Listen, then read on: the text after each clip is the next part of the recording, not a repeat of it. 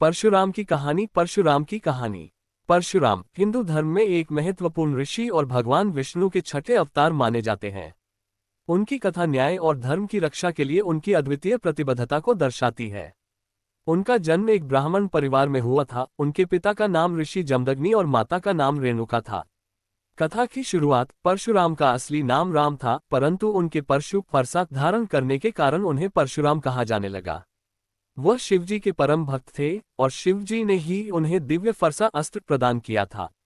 उनके समय में क्षत्रिय राजा अत्याचारी हो गए थे और उन्होंने ब्राह्मणों पर बहुत अत्याचार किया।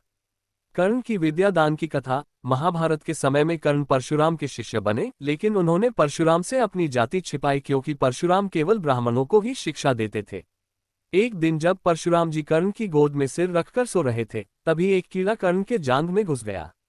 कर्ण ने गुरु की नींद न टूटे इसलिए दर्द सहन कर लिया। जब परशुराम की नींद खुली और उन्होंने कर्ण के धैर्य को देखा, तो उन्हें संदेह हुआ कि कोई ब्राह्मण इतना सहनशील नहीं हो सकता। तब कर्ण ने उन्हें सच बताया कि वह क्षत्रिय है। इस पर परशुराम क्रोधित हुए और कर्ण को श्राप दिया कि जब उसे सबसे ज्यादा जरूरत होगी, तब वह अपने शस्त्र विद्या को भूल जाएगा। क्षत्रियों के नाश की कथा। परशुराम के पिता ऋषि जमदग्नि एक शांतिप्रिय व्यक्ति थे, लेकिन उनके पास बहुत सी संपत्ति थी। एक दिन सहस्त्रार्जुन नामक क्षत्रिय राजा ने जमदग्नि ऋषि की संपत्ति छीन ली और उन्हें मार डाला। जब परशुराम ने ये सुना, तो वह क्रोधित हो गए और प्रतिशोध लेने के लिए उन्होंने धरती से सभी अत्याचारी क्षत्रियों का संहार किया। कहते हैं कि उन्होंने 21 बार क्षत्रिय वंश का संहार किया। धर्म और न्याय की रक्षा। परशुराम की कथा धर्म और न्याय की रक्षा का प्रतीक है। उनका उद्देश्य अधर्म और अत्याचार को समाप्त करना था।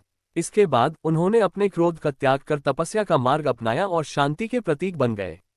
परशुराम की यह कथा हमें सिखाती है कि अन्याय के खिलाफ खड़ा होना और धर्म का पालन करना सबसे महत्वपूर्ण है।